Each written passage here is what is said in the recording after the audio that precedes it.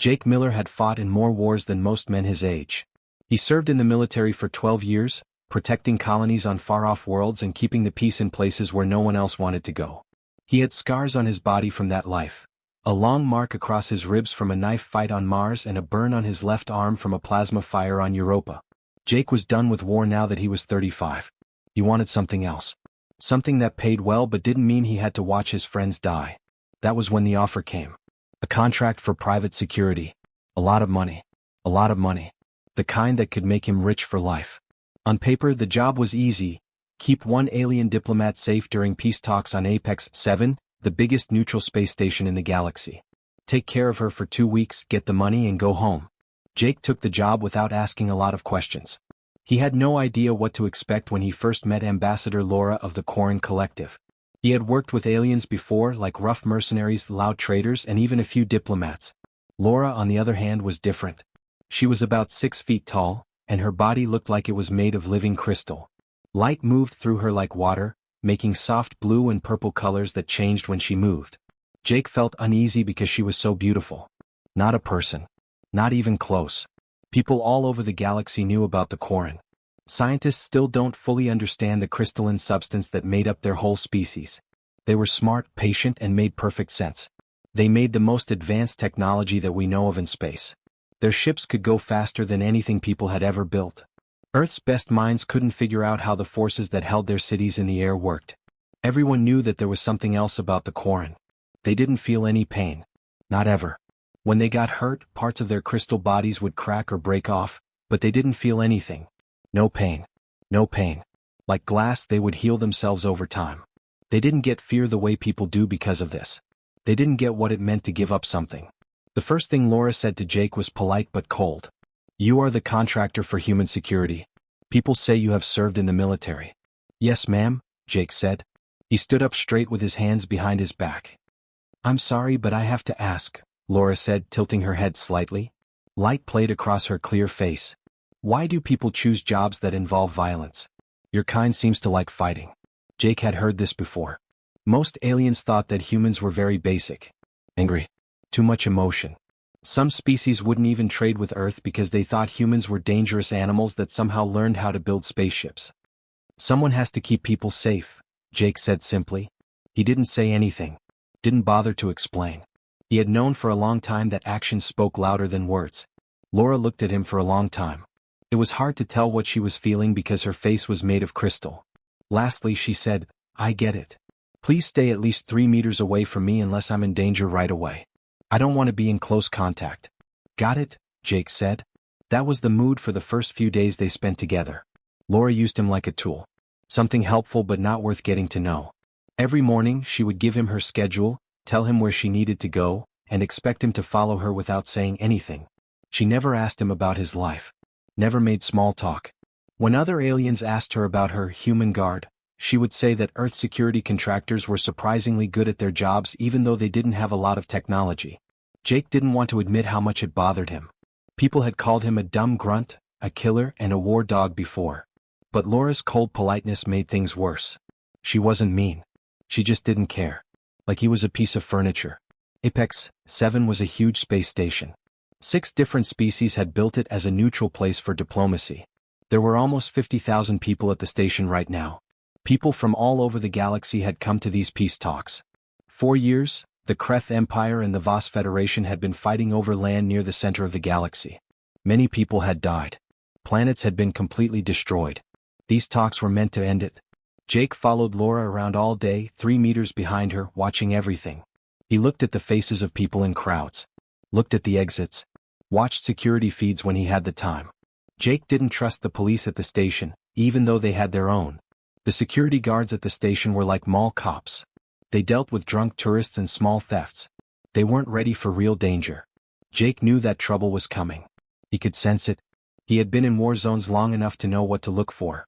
How some groups of aliens would stop talking when Laura walked by. The looks that make you think. The whispers.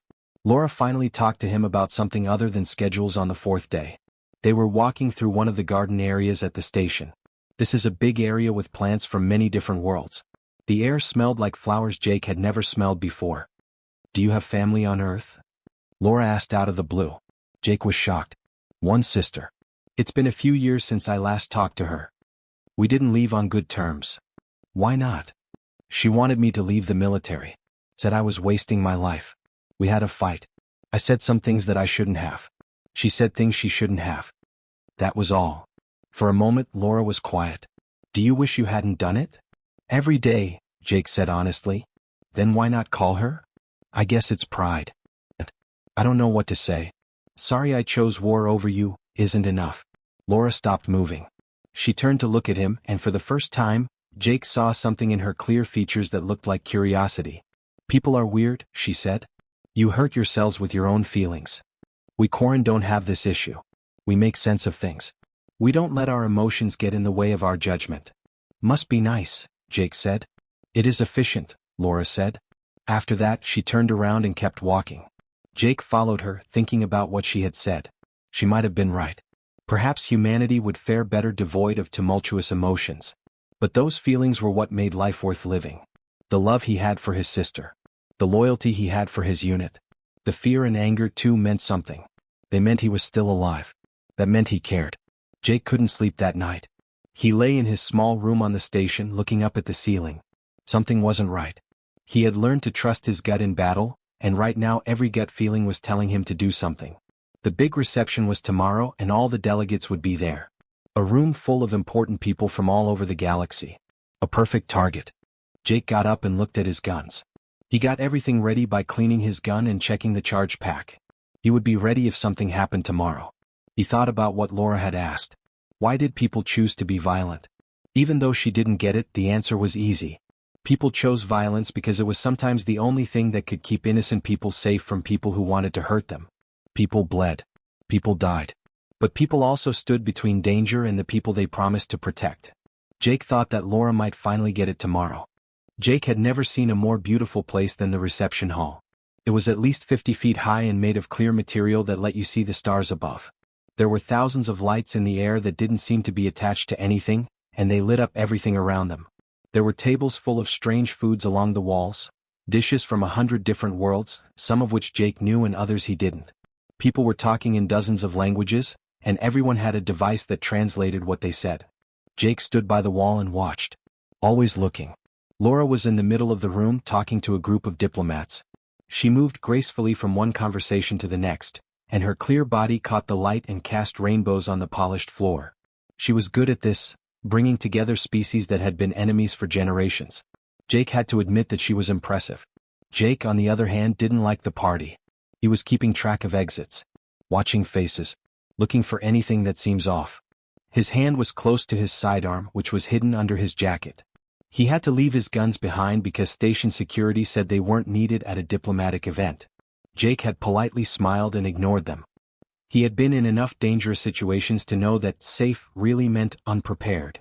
There were at least 200 people from other countries in the room. Most of them were delegates and their staff. But Jake had seen at least a dozen that didn't fit. They moved in the wrong way, stood wrong. They were watching Laura too closely.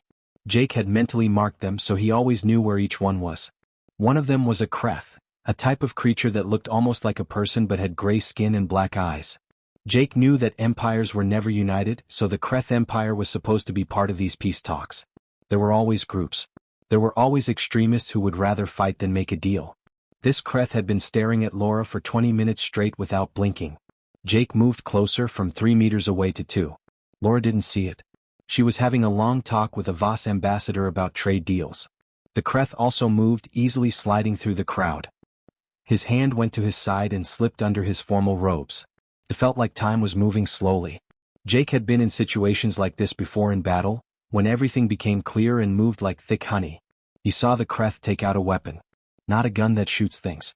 A small but deadly energy gun. The kind that could burn through both crystal and flesh. The Kreth raised its arm. The gun was aimed right at Laura's back. Jake's body moved before his brain could figure out what was going on. 12 years of training took over. He jumped forward and closed the 2 meters in less than a second. He hit Laura from the side, wrapping his arms around her and turning his body to protect hers. The blast of energy hit him in the left shoulder. He felt like someone had stuck a white-hot poker through his body. His own burning flesh filled his nose with a horrible smell. The impact sent him spinning and he fell hard on the polished floor with Laura underneath him. He had taken the full force of the explosion, and his body had completely protected hers. It hurt a lot. It was worse than anything Jake had ever felt before, and he had been shot twice and stabbed once. This was not the same. The energy weapon had burned through his skin, muscle, and part of his bone. He could feel his shoulder joint coming apart as the connective tissue melted away. His left arm wouldn't move at all. The wound bled a lot, and the blood spread across the white floor, making a bigger and bigger pool of red. But Jake's right hand still worked. He was still in pain, but his training was still there. With his good hand, he rolled off Laura and reached for his gun. His vision was blurry and getting worse at the edges, but he could still see the Kreth assassin changing his aim for another shot. Jake saw movement behind him, another attacker with a knife. Jake shot 2 times. The first shot hit the Kreth in the chest with the energy weapon. The alien fell down hard. The second shot hit the person with the knife in the leg. The attacker tripped and fell. Jake tried to take a third shot, but his hand was shaking too much. The world was going around. He had already lost a lot of blood, too much too quickly. The security at the station finally did something. The alarms went off. Armed guards ran into the room from several doors. The group of diplomats broke up, with some screaming and others standing still in shock. Jake heard people yelling in languages he didn't know. Saw lights flashing. He felt hands grabbing him and trying to pull him away from Laura. "No," he said, but it was barely a whisper. "Stay with her. There could be more attackers." But his body didn't want to listen anymore. The pain was so bad that it drowned out everything else. His eyesight got even worse. He was going into shock. He knew the signs. Loss of blood. Stress. His body was shutting down to keep him safe. He tried to stay awake and keep his gun up, but his arm wouldn't listen. Laura was the last thing he could see clearly. He had pushed her down and she had rolled away. Now she was sitting on the floor and looking at him. Her face, which looked like glass, didn't show any emotion, but her body had changed color. The usual soft blue and purple colors had changed to something darker, almost black. The pool of Jake's blood kept getting bigger around her. Red on white. Blood from a human, something the Quarren had never seen before. Laura slowly reached out, like she was in a dream, and touched the blood with one clear finger. She pulled her hand back and looked at the red spot on her fingertip. Jake had never seen her body shake like this before. It was shaking all over. Quarren didn't shake. They didn't move. They were strong, steady, and made sense. But Laura was trembling. More guards showed up. Medical teams pushed through the crowd. Jake could feel someone pushing something against his wound to try to stop the bleeding. He was in so much pain that he almost passed out. Someone else was yelling medical terms that he didn't get. He put on an oxygen mask. People picked him up and put him on a stretcher. Laura didn't move at all during any of it. She sat on the floor, her formal robe stained with Jake's blood, and stared at her hand. Other diplomats tried to help her up and get her to leave, but she wouldn't move. Security teams searched the room and found 2 more attackers hiding in the crowd. Both were very extreme Kreth. They both went to jail without putting up a fight. Their plan had failed. Jake shut his eyes. He couldn't keep them open any longer. The pain was going away, and now he felt a cold numbness spreading from his shoulder to his whole body. That was not good. He knew it was bad. It meant he was losing too much blood and his body temperature was getting dangerously low. But before the darkness took him completely, Jake felt a strange sense of peace. He had finished his work. Laura was still alive. The attackers were stopped. That was the important thing. He had been trained for that. People may seem primitive and violent to the rest of the galaxy, but right now, at this moment, a primitive violent person saved the life of one of the smartest beings in the universe. The medical staff quickly took him out of the reception area. Laura finally got up behind them. Her legs were shaky, which was another thing that shouldn't have happened to a Quarren. She looked down at her hands, which were both now red. Then she looked at the blood on the floor and the red drops leading to where the medical team had taken Jake. For the first time in her long life, Ambassador Laura of the Quarren Collective felt something she couldn't put into words. Something that made her skin change colors without her being able to stop it. Something that made her want to follow the person who had thrown himself in front of death to save her. She didn't get it yet, but she would. People said, "Thank you." And below that, something even deeper. Respect for a creature who could be so weak and breakable, but still chose to stand between danger and someone he barely knew. Laura started to walk toward the medical bay, and her helpers called after her. But she didn't stop. Couldn't stop. She had to find out if the person would live. She needed to know why he did what he did. The medical bay on Apex 7 was made for all kinds of creatures, so it looked strange to people. The beds could be changed to fit any body type. The equipment could read biology from 1,000 different places. Screens showed information in more than one language at the same time. But in the emergency room right now, everyone was focused on one thing: keeping Jake Miller alive. Laura stood just outside the operating room looking through a clear wall. 3 times her helpers had tried to get her to leave. They told her the first time that she had to change her robes that were covered in blood. She said no. They told her the second time that the other delegates needed to see her to make sure she was safe. She had told them to hold off. The third time they just begged her to rest and think about what had happened. She had turned away without saying anything. She couldn't go. Didn't want to go. Something had changed inside her that she didn't understand but couldn't ignore. Laura could see the human medical team working through the clear wall. There were 3 of them, all in blue surgical clothes and moving very quickly. Jake was lying on the table with pale skin and a chest that barely moved. There were machines all around him, beeping and flashing with information. Tubes ran from his arms and pumped blood into his body as quickly as it had come out. Dr. Helen Torres, the head doctor, was talking quickly and moving her hands around inside Jake's shoulder. Blood pressure is going down. He has lost almost 40% of his total volume. Typo negative, keep it coming. I need to fix this artery first. They're done. Good clamp. Now let's look at the damage to the bone. Laura didn't know all the medical terms, but she knew enough. Jake was going to die. The human body was fighting to stay alive, even though it was so weak compared to crystalline Quarren. And it was losing. Why do people bleed so much? Laura asked in a low voice. One of her helpers, a younger Quarren named Tesh, stood next to her. Tesh said, their circulatory system is very basic. Liquid flows through soft tubes. The liquid leaks out when the tubes break. It doesn't work well. We are much better because we don't have any fluids in our crystalline structure, so we can't bleed. But they hurt, Laura said, still watching. He feels it every second of this. The person is not awake. Now he feels nothing. He knew it was happening. When the blast of energy hit him. When he fell down. I looked at his face. Laura's voice sounded strange even to her own sensors. I've never seen pain before. Not real pain. When we break, we just fix it. There is no pain. Tesh moved around in an uncomfortable way. This is why people are thought to be a lower species. They are not strong. They are easy to break. They go through pain that isn't necessary. Laura looked over at her attendant. To protect me, he threw himself in front of a gun. He was aware that it would hurt. He was aware that it could kill him. He did it anyway. Is that weak? Tesh didn't know what to say. Dr. Torres was working on Jake's shoulder joint in the operating room. The energy blast had melted muscle and bone, causing damage that would take months to fully heal, if Jake lived through the next few hours. She put artificial tissue where his own had burned away. She gave injections of substances that would help the body heal faster. She did everything that human medicine could do. One of the other doctors said, he's getting better. Blood pressure is rising. 90 out of 60. Better than nothing. Keep an eye on things. His body has been through a lot. These next few hours are very important. Laura put her hand on the clear wall. The red stain on her finger was still there. It was Jake's blood, which had dried to a dark brown. She had said no to washing it off. Her attendants had found it upsetting, even gross. But Laura wanted it to stay there. A reminder. Proof of what had happened. 3 hours went by. Laura stayed where she was. Other delegates came to see how she was doing. The Voss ambassador sent his condolences as if Jake were already dead. The commander of the station said he was sorry for the security failure. A Kreth representative, who wasn't involved in the attack, said he was ashamed of what his people had done.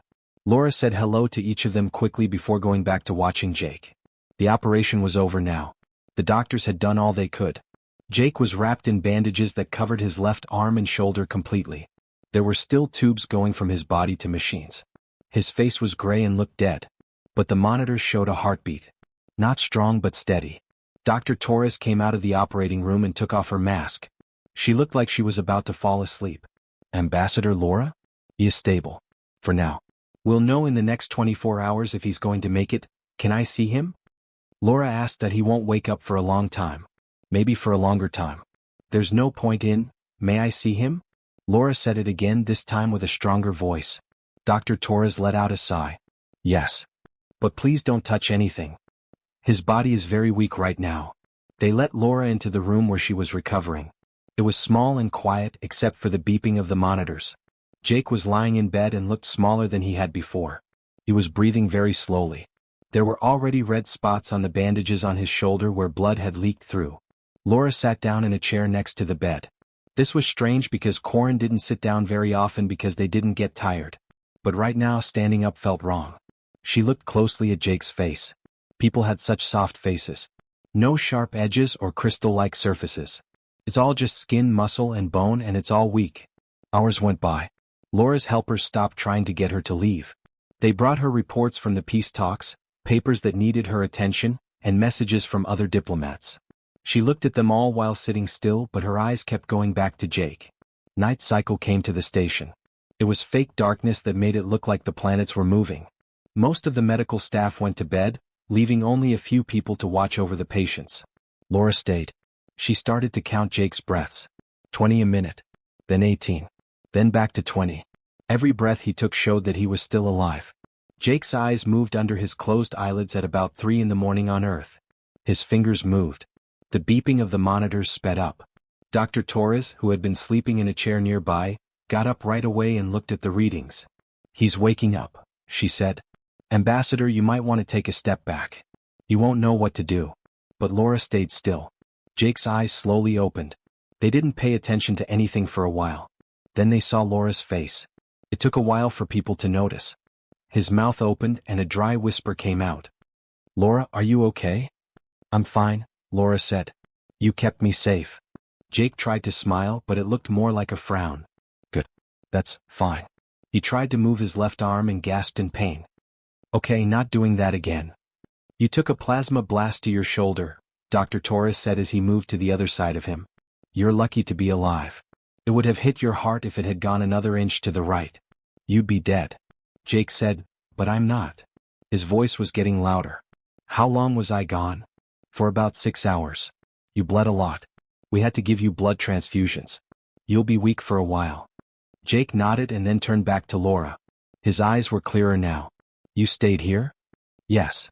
"Why?" Laura thought for a moment. She had never had trouble finding words before in her whole life. Corin were very clear when they talked. They said exactly what they meant, not more or less. But now that she saw this hurt person, she didn't know how to say how she felt. Finally, she said, "I needed to know something." "What do you mean? Why you did it?" "We don't know each other very well. I haven't seen you as a person but as a tool. But you put yourself in front of a gun that could have killed you.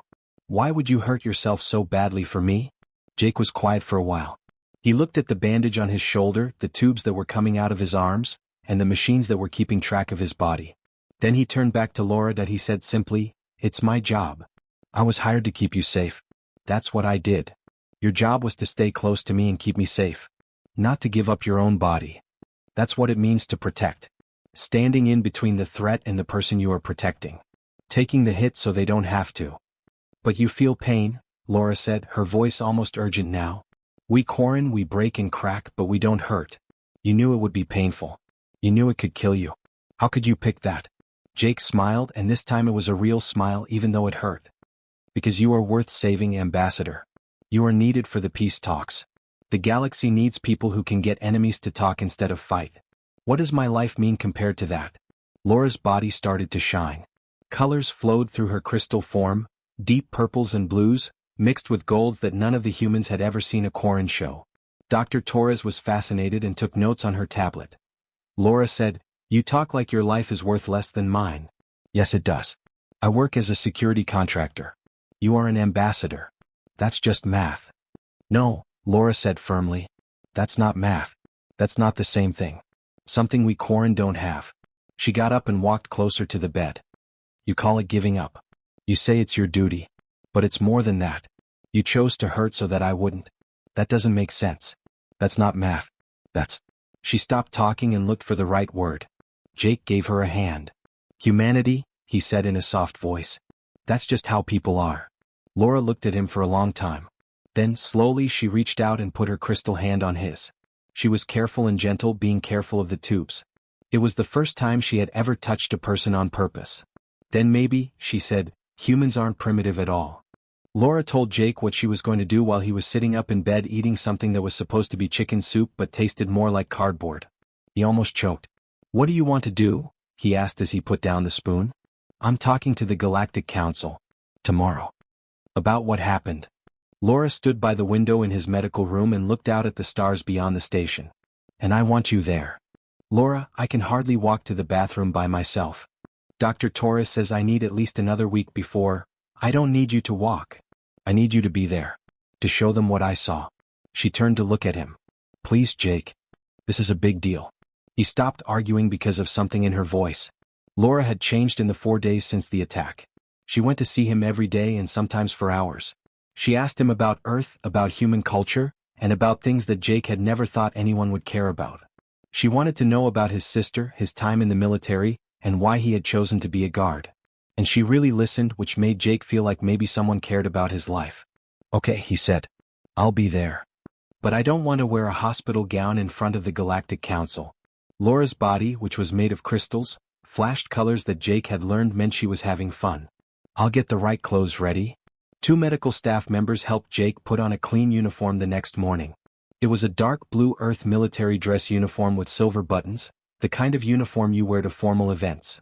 Someone had brought it from his room. His left arm was in a sling and every time he moved his shoulder hurt a lot. But Jake didn't say anything. He had been through worse. Not much worse, but still. Dr. Torres looked him over one last time. "You have a maximum of 2 hours. Your body is going to crash hard after that. Don't try to be a hero." Jake said with a weak smile, "It's too late for that." They brought a wheelchair but Jake didn't want it at first. But after taking 10 steps and almost passing out, he put his pride aside and sat down. A medical assistant pushed him through the station's hallways to the council chambers. The Galactic Council met in Apex 7's biggest room. It was made to hold representatives from all the major species in known space. A huge dome on the ceiling showed live pictures of different home worlds. Thousands of seats were arranged in rising tiers around a central platform. There were people in every seat today. People had heard about what Laura wanted to talk about and they all wanted to see it. Jake was off to the side of the main platform and his wheelchair was locked in place. He felt open and weak. There were thousands of alien eyes on him, some of which were curious, some of which were dismissive, and some of which were hostile. He saw a few Kreth delegates in the crowd. They looked mad. Great. Let them be mad. When Laura stepped onto the platform, the huge room went quiet. She was still wearing the same robes she had on during the attack.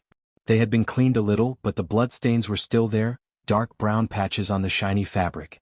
Jake's helpers told him that she had turned down several offers to change clothes. She wanted everyone to see the blood. "Honored delegates," Laura said, her voice loud enough to reach every corner of the room. "I am here today to talk about something that happened 4 days ago. An attempt to kill someone during the peace reception. You have all read the news. You know that extremists from the Kreth Empire tried to kill me to stop these peace talks." There were whispers in the crowd. The Kreth delegates didn't look comfortable. One of them stood up and said, "The Kreth Empire completely condemns those actions. The people involved were bad actors, not—" "I'm not here to blame your empire," Laura said calmly. "I'm here to talk about the person who saved my life. Jake Miller is a person." She pointed to Jake. A lot of people looked at him. "I want to show you something," Laura said. Jake wanted to go away. "Station security gave us video of the attack. I want you all to see what I saw." The ceiling of the dome changed. It didn't show home worlds. Instead, it showed footage from security cameras at the reception. Jake saw himself on the screen as a small figure standing by the wall, looking around at the crowd. Then the video zoomed in to show the moment the Kreth assassin pulled out his gun. Everyone in the room was silent as Jake suddenly moved and jumped at Laura. The plasma bolt lit up the video, making it bright white and hitting Jake in the shoulder. He spun around from the hit and fell with Laura safe below him. Then there was a pool of blood on the floor. Then Jake, even though he was hurt, shot at the other attackers to stop them. The video was over. The room was completely quiet. "Humans bleed," Laura said into that silence. Even the most cynical delegates listened to her voice, which was steady but full of feeling. "When we Quarren get hurt, we break. Parts break off. But we don't feel anything. We heal over time, and the process is no more traumatic than fixing a broken part in a machine." She held up her hand to show that there was still dried blood on her fingertip. "This is blood from Jake Miller. Blood from a person. It came out of his body while he was lying on the floor. And do you know what he did? He fought even though he was bleeding, his body was shutting down from trauma, and he was in pain that none of us crystalline beings could even begin to understand. He still kept me safe. He took care of 2 threats before security at the station even had a chance to react. Laura started to walk slowly across the platform, her robes trailing behind her. People have always thought of humans as primitive in the galactic community. Violent. Too emotional, too weak, and too quick to get angry. We hire them to do security work because they are good at being violent. We make them do dangerous work because they breed quickly and their lives seem unimportant.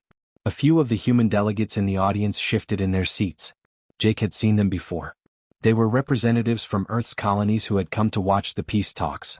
They had never been able to fully take part. People didn't think they were smart enough to do real diplomatic work. But I was wrong, Laura said, and her voice was full of confidence. We've all made mistakes. Yes, people are violent. Jake Miller didn't choose violence just for the sake of being violent. He chose violence to keep the peace. He used force to protect a life, not to take one. She stopped in the middle of the platform and her body, which looked like crystal, shone brightly. We make fun of people for being weak. We make fun of their weak bodies, their watery biology, and their short lives. But Jake Miller shot himself with a plasma bolt, a weapon made to break crystal. He was aware that it would hurt. He was aware that it could kill him. But he did it anyway. Not because someone told him to. Not because he had to. He did it because he thought my life was worth saving. Laura's voice got louder. That's not weak. That's not how people act in the past. That's a kind of bravery that we, as an advanced species, don't have. We Quarren cannot be brave because we don't know what fear feels like.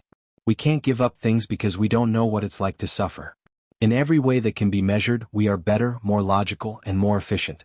But we aren't people. And right now, I'm not sure that's something to be proud of. People in the chamber started talking. A lot of people talking at once in a lot of different languages. A few delegates were nodding. Some people looked mad. The people who were watching sat still in shock, hardly able to believe what they were hearing. Laura put her hand up to ask for silence. After a few minutes, the room finally quieted down. I have a proposal, she said. The Quarren Collective would like to formally ask the Galactic Council to give humans full diplomatic status. Not as watchers. Not as hired help. As equals. As full members of the government of the galaxy. Now the room blew up. Some delegates stood up and yelled in support, while others yelled in anger. The Kreth group left completely. But a few other species like the Voss, the Venari, and even the Shy Zenith were nodding, talking to each other, and changing their minds about things they had believed for decades. Jake was in a wheelchair and couldn't believe what he saw. Was this because of him? Because he had done his job? Felt like a dream. He had only been trying to keep Laura safe. He never meant to start a political revolution. Laura walked over to him, not caring about the noise in the room. She knelt down next to his wheelchair so they could see each other. Thanks, she said in a low voice. For teaching me what it really means to be strong. Jake was at a loss for words. His head was spinning, his shoulder hurt, and he was pretty sure he was going to pass out. But he was able to smile. Just doing my job, Ambassador. Laura said, no, and her hand lightly touched his. You did something much more important. You reminded us all of things we've forgotten. That the strongest thing isn't avoiding pain but going through it for someone else. The room was still a mess. There would be votes. There would be heated arguments for days. But at that moment something was different. The video of Jake's death was already going viral, reaching billions of people on thousands of worlds. People were watching a person bleed to save an alien. They were seeing what Laura had seen, not violence but safety. Not anger but love for someone you don't know. Jake's vision was getting worse. Dr. Torres was right, his 2 hours were up. As he slumped in the wheelchair, medical staff rushed to help him.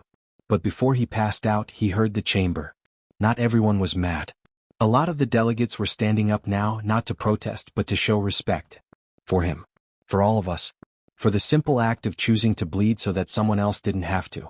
Jake was finally allowed to leave the medical bay 2 weeks after Laura's speech. Dr. Torres said it would take months for his shoulder to fully heal, but he could walk, dress himself, and do basic tasks without screaming from the pain. That was a step forward. He thought he would go back to his small room, finish his contract, and then go back to Earth with a good story and enough money to live comfortably. He didn't expect to find 37 messages waiting for him, all from different species across the galaxy, all offering him jobs. This is crazy, Jake said as he looked through his communication device. Laura sat across from him in his room, having invited herself in with tea from her home world. It tasted like flowers and copper, but Jake had learned to deal with it. You're famous now, Laura said simply. More than 4 billion people have seen the video of the attack on the Galactic Network. Everyone wants the person who bled for an alien. I don't want to be well known. I just want to go back home. Do you? Really? Laura tilted her head, which Jake now knew was a sign of interest. What is waiting for you on Earth? You said that none of your family members talk to you. No partner. Not a real home.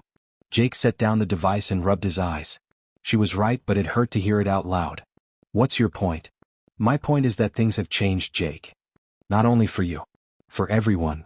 Laura put her tea down. 17 species have officially asked for human advisors in the 2 weeks since I last talked to the Council. The Voss Federation hired 3 people to help them with diplomacy. The Venari Collective just hired a person to be their trade negotiator. The government of Earth is getting more requests for contact than they can handle. Because I got shot? Because you showed the galaxy what it really means to be human. Bravery. Give up something. Faithfulness that goes beyond reason. Laura's body had a soft glow. For hundreds of years, we've used your kind as tools. Strong backs for hard work. Trigger fingers for work and security. We never looked any deeper. We never saw the heart that was there. For a moment, Jake was quiet. He could see ships coming and going from Apex 7 through his window. Ships from hundreds of worlds all coming together in this one place. Most of those ships wouldn't have had a single person on board a year ago, except maybe in the cargo hold. He had heard that ships from species that had never hired humans before now had human crew members. There's something else, Laura said. The Corrin Collective has made an official choice. For all of our diplomatic missions, we want people to be in charge of security. Not just as workers. As full-time employees. Full benefits and full citizenship rights in Corrin space if you want them. That's a lot. Yes, it is. And we're not hiring them because they are good at fighting, even though that's useful. We're hiring them because they showed that they are willing to put themselves in danger to protect others. To choose suffering over giving up their duty. She stopped. The collective wants you to be in charge of the program. Teach the others. Show them what it means to be a guardian in a way that only people can understand. Jake looked at her. Exactly what do you want me to be? A teacher? No, a leader. A case in point. The first person to work for the Corrin government in an official capacity. Laura smiled, and Jake could see a small change in her face that he had learned to recognize. Unless you'd rather go back to Earth and sit in an empty apartment and think about what could have been. Jake's communication device rang before he could answer. He looked at it and stopped. The message was from someone whose name he hadn't seen in 3 years. His sister. Katie. I'll leave you alone, Laura said, standing up straight. But Jake shook his head and said, No, stay. I might need, I don't know, support for morals or something. He opened the message with shaking hands. The message was short. Saw the news. I saw what you did. I'm sorry for everything. Can we talk? Jake felt something in his chest that had been tight loosened. 3 years of silence, then he almost died on a space station in the middle of the galaxy. He began typing a response, then stopped and then started again. What should I say? He asked. Laura got closer. Say what you think. People are good at that. Jake wrote, I'm sorry too. I'd like to have a chat. I miss you. He hit send before he could think too much about it. Messages kept coming in over the next few days. Not only job offers but also personal messages. A soldier from Voss thanked him for showing that being brave didn't mean being unbreakable. It meant protecting others even when you were weak. A Venari scientist said that watching the video made her cry, which is something her kind doesn't do very often. A group of kids from a colony world sent him a video in which they all said they wanted to be like him when they grew up. That last one really hurt Jake. Kids look up to him? He was just a contractor who worked in security. Laura, on the other hand, said it differently. You showed them that being human isn't a weakness. That their short lives and soft bodies don't make them less than others. You showed them that the best thing about being human is being willing to give everything for someone else. The Galactic Council made a decision. It took 3 meetings, a lot of arguing, and some species threatening to leave.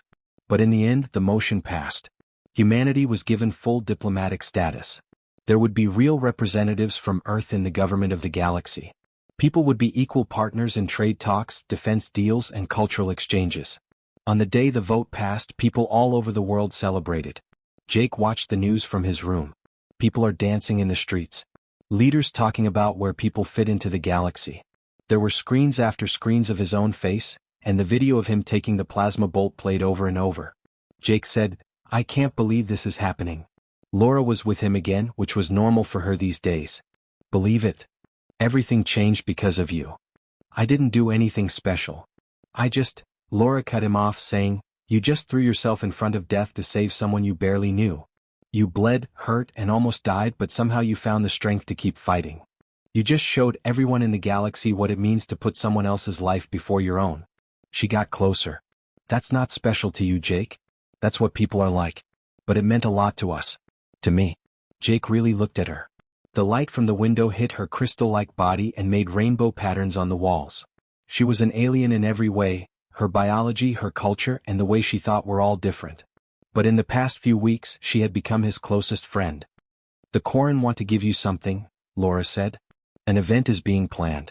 The Crystal Star is our highest award. People who show wisdom, courage, and sacrifice are given it. Quarren is the only person in our history to have received it. You'll be the first person outside the group to get it. I don't need any awards, Laura. I know. That's one reason why you deserve it. The ceremony took place in the main hall of Apex 7, which was also the site of the attack. Jake put on his dress uniform again, but this time he didn't have to use a wheelchair. He could still stand on his own 2 feet, but his shoulder still hurt, especially when he moved the wrong way. There were hundreds of delegates there. Not just Quarren, but people from many different species. People from Earth were in the front row and they looked proud. Jake saw Katie among them. She had come here on an emergency transport from Earth. That could have meant more to him than the medal itself. Laura was standing on the platform in front of him. She held a tiny crystal star in the air as if it were in an energy field.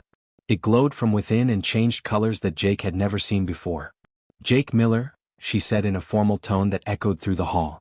You came to us as a simple contractor for security. You leave as something much bigger. A sign of what it means to be truly strong.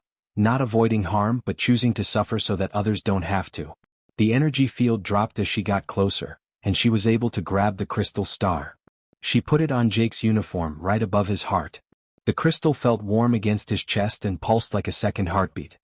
You taught me something I never understood before, Laura said, her voice now softer. You taught me that being tough doesn't mean you can't get hurt. It means keeping others safe even when you're scared. Especially when you're scared. Jake found his voice, but it wasn't as smooth as he wanted it to be. That's just how people are, Ambassador. It's what we do. Laura smiled, and this time it was a full smile that made her whole body feel warm. Maybe the galaxy needs more people then. The hall burst into applause. There were a lot of people there, both human and alien. The sound hit Jake like a wave. People had always told him that humans were less than. Too much emotion. Not strong enough. Too much violence. Now he stood there, wearing the highest honor of one of the most advanced species in the galaxy, and hundreds of beings from other worlds were paying him respect. Katie found him after the ceremony. They looked at each other for a long time, 3 years of silence between them. Then she hugged him, being careful not to hurt his shoulder, and he hugged her back. She whispered, I'm so proud of you. Your dad would have been proud too. Jake said, I'm sorry. For everything. For choosing the military over your family. For all the calls and messages you missed. Stop. We both said things we wish we hadn't. Let's just start over, okay? Okay. That night, they talked for hours to make up for lost time.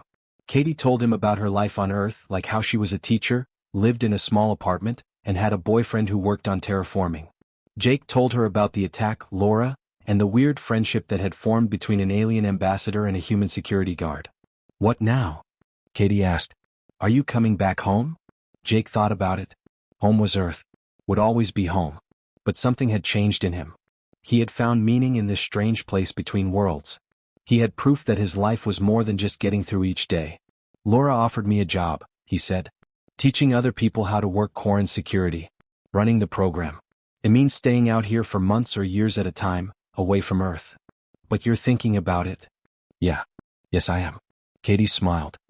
Then go ahead and do it. Please promise me that you'll come by sometimes. Answer my messages, I said. I promise. Jake stood in a training center on a Quarren station that was circling their home world 3 months later. 20 people from Earth and its colonies stood in front of him in formation.